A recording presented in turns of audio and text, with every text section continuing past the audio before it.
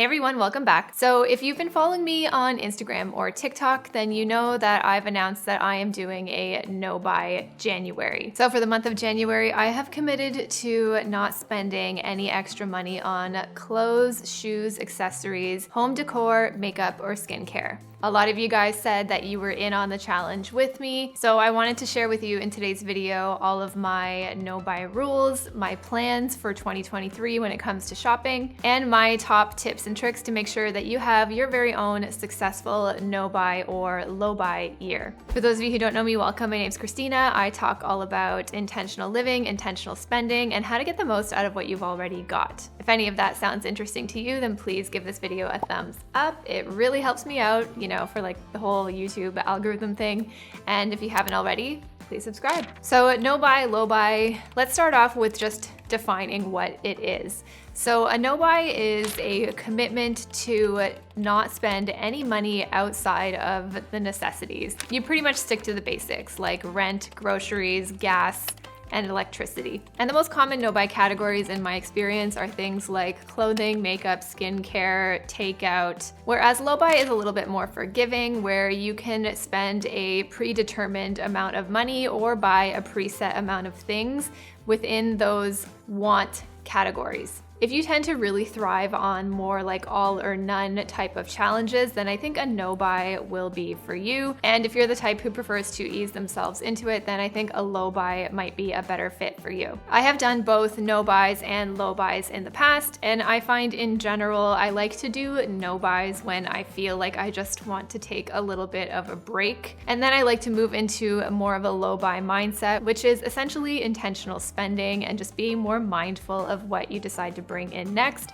and what you decide to spend that money on. So now that you know what a low buy or a no buy is and you've decided which one is best for you, the next thing you want to figure out is your why. Your why is the most important thing. It's the reason that you're going to get started, and when the going gets tough, because it probably will, it's the reason that you keep going. When I did my first no-buy in 2019, my why was to finally feel in control of my spending habits with the aim to get out of debt. I had a really good career, I was making good money, but I was not spending it wisely, and I was definitely one of those textbook high earners who was broke. I have a ton of videos about that on my channel, but that was the why that kept me motivated and that helped me reach my goal. And because that goal was so crystal clear to me, it really made not shopping, or at least slowing down my shopping, a lot easier, because I had a clear vision of what I wanted to achieve and I knew exactly what I needed to do to get there. So your why could be paying off some debt. It could also be saving some money, or it could just simply be an exercise in gratitude and learning how to use what we have right now and just be able to feel a sense of enoughness within that. So for me, with the new year, I just felt ready for a bit of a detox. I spent 2022 really getting to know my new wardrobe and sort of re-curating it after like a year of decluttering and kind of going through all of that and figuring out my relationship with like perfectionism and shopping and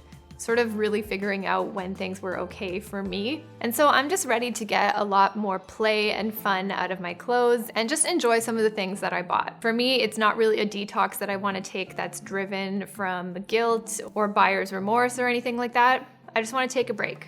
Like in November, I took a break from alcohol. In January, I want to take a break from shopping. So which brings me into sort of what not to do if you are planning to do a no buy or a low buy. And that is to not view this from a perspective of punishment. You can't punish your way into good habits. And you guys, you really have to stop looking at this like you're a failure if you have like one little slip up and buy something. To me, a low buy or a no buy is not really about shopping versus not shopping at all. This to me is a challenge in a few things. It's a challenge in gratitude and learning to be grateful and happy and have a feeling of enoughness in what we have right now. And it's a challenge in behavior change. Because if you're an emotional spender like me, then it means we're choosing to react differently than what we're used to doing. If you're feeling happy, sad, stressed, or bored, I think a lot of our default is to start browsing and go shopping. And if you've committed to not shopping or even shopping less this month, then you're really committing to recognizing those impulses and choosing to react differently. And sometimes you will and sometimes you won't. But either way, it's a win in my book because you're starting to think about it, and really it's a change that takes time. So if you are choosing to do a no buy or a low buy challenge, then please do remember that it's not really about the stuff. It's not about what you can versus cannot buy. And I really think if you make the challenge all about that, then you're gonna have a really hard time succeeding. And I do want to acknowledge that this is a huge privilege to take a voluntary no spend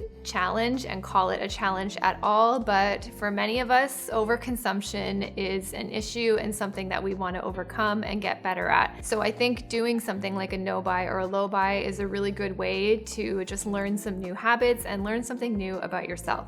So let's get into the no buy rules. So feel free to adapt and modify these as much as you like. Again, I think it's important to keep it realistic. And one of the ways that you can do this is by sort of taking a bird's eye view of your month or even your year ahead. Think about things like gifts, birthdays, trips that you're going to be taking so that you can better prepare for curveballs that you may not have considered. So my rules for my no buy January are that I am not allowing myself to buy any new clothing. That includes new or secondhand. We love a thrifty queen, but I'm good there too. No shoes and accessories, no new makeup or skincare, and no home decor. My exceptions to the rules, because you're allowed to make them, is that if I need to replace something that's damaged or worn out, then that's okay. And when it comes to makeup, skincare, or hair care, I can replace it if I run out, but only if I don't have an alternative. So for example, if I run out of mascara, I know I have a backup already and waiting to go. I don't need to buy a new one of that, but I am about to run out of my heat protectant spray for my hair. So I might end up having to buy that this month, and that's okay.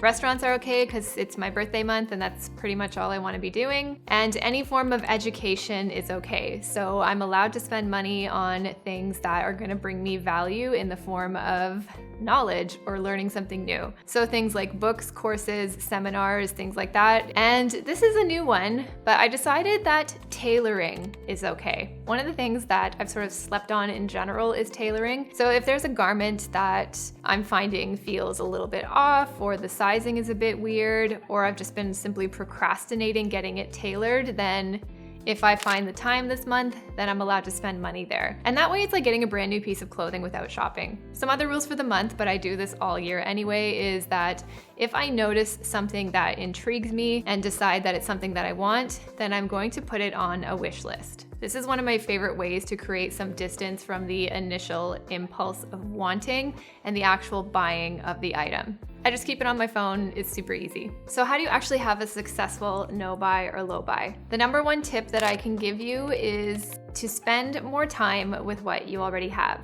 And that's what we're going to be doing all month on my channel and throughout the rest of the year. But for me, it's changing the behavior from scrolling and looking for the next thing to want to physically getting up and playing with your stuff. So if you see a makeup look or an outfit on TikTok that inspires you, instead of going, oh, where's that from?